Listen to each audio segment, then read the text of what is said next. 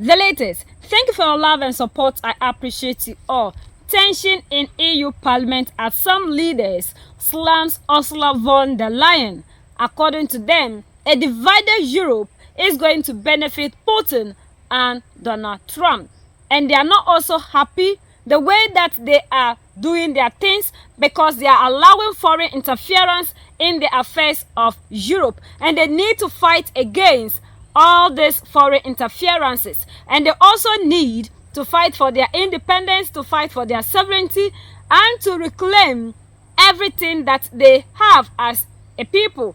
According to the leaders that spoke, that Europe is not independent because Europe keeps depending heavily on other people. Now look at the time that they decided that they were not going to buy the Russian gas, only for them to flip the page to the United States of America, which still do not solve the problem because they need to fight for sovereignty and not to continue to be changing masters day in, day out. They also went ahead to talk about how they will use the Russian frozen assets as a loan to be given to Ukraine because they said Ukraine needs this help and Europe do not have the money to help Ukraine to continue with the fight. So for that matter, they believe that using the Russian frozen asset is the best decision.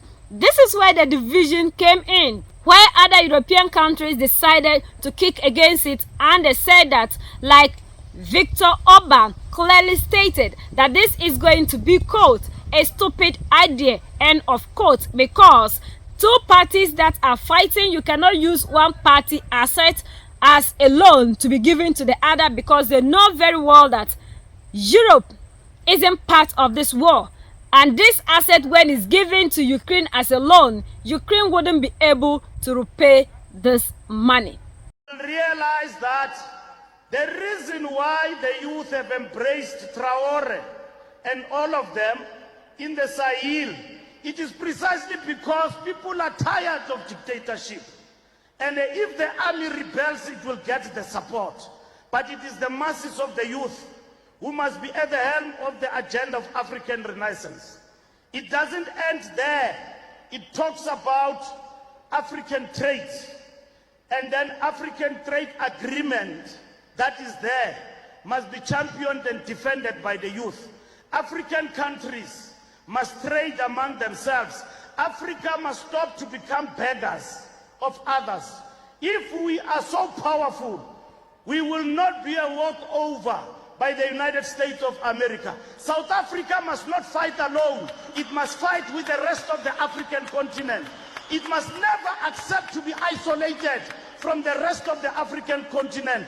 We must not allow Donald Trump to isolate us from the African continent. We must fight as the African continent for our own African Renaissance. Comrades, we must stand up against neocolonialism, and that cause must be championed by the youth of our country under the ANC Youth League. Even these people that came into the continent to divide the African are themselves being controlled.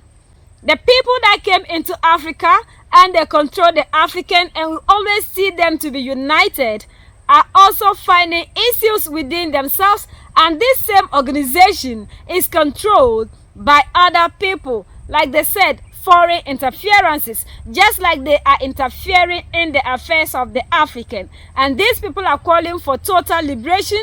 They are fighting for their sovereignty because they depend heavily on other people. And what is making other people to control them is because they don't own the narrative. They keep buying everything that they need from other people. They don't produce the things that they need, like what is happening in Africa. We depend on other people for almost everything. We don't produce anything. So that is the reason to which other people have the power to always control the African. And if truly we are looking for our freedom as Africans, we need to be able to fight for that sovereignty by taking control over everything that is on our soil. I never knew that even EU is being controlled by other people. And these people are fighting to make sure they reclaim their sovereignty from America and the king of the world, Russia. We need to all understand that to own the narrative means that you should be able to do things on your own. We cannot continue to be dependent on other people for everything that we need, like the system that they've kept in place, making sure that the African do not produce anything. And these same people who are doing this to us are also being controlled by other people. The leaders said they need to fight for their freedom. They need to fight for their sovereignty. And that is why Africans, every blessed day, we are calling for Africans to also fight for our sovereignty. Like the leaders rightfully said, if they divide, it's going to benefit other people. And Africa, other people are benefiting because they succeeded in dividing us. They succeeded in dividing us. Our unity is the only thing that will give us the freedom that we are looking for. We cannot continue to look at other people for them to come here to help us. Like Captain Ibrahim Traoré said, he who feeds you controls you. The more we continue to depend on these people, the more they'll continue to control the African. Even though a lot of us believe that we are free, but we are not free. We are still heavily under the colonial control, but in a modern way that we the Africans finds it difficult to even realize. According to some of the leaders, they don't see the reason to which that they need to use the frozen assets to their benefit. That if they continue with their decision or the idea of giving the frozen assets to Ukraine, then they are marching into a war.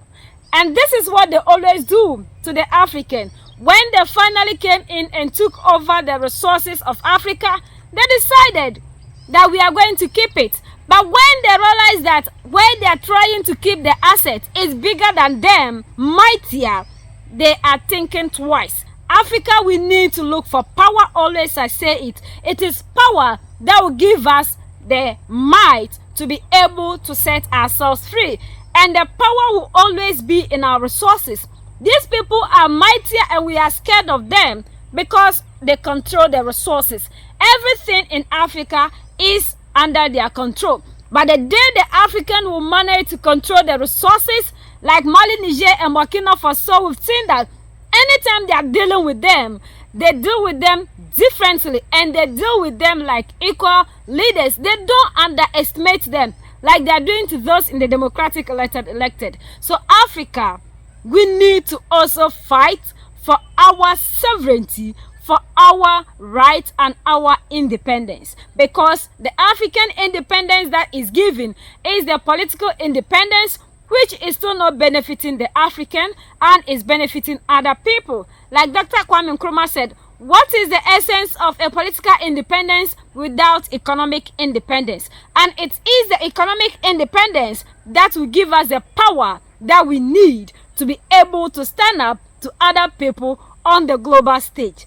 It's amazing how things are unfolding. Now we know that even this organization that always summon our leaders and talk to them anyhow are also under control and the influence of other people. And now they are also fighting for their freedom. And we need to also make sure they understand that they will never use us to get their independence anymore. We must also be free, and that will come from you and I, our unity. Like they are calling for unity so that other people wouldn't be able to penetrate. We are the only ones that can set ourselves free. United we stand, divided we fall. And united we keep standing forever and ever.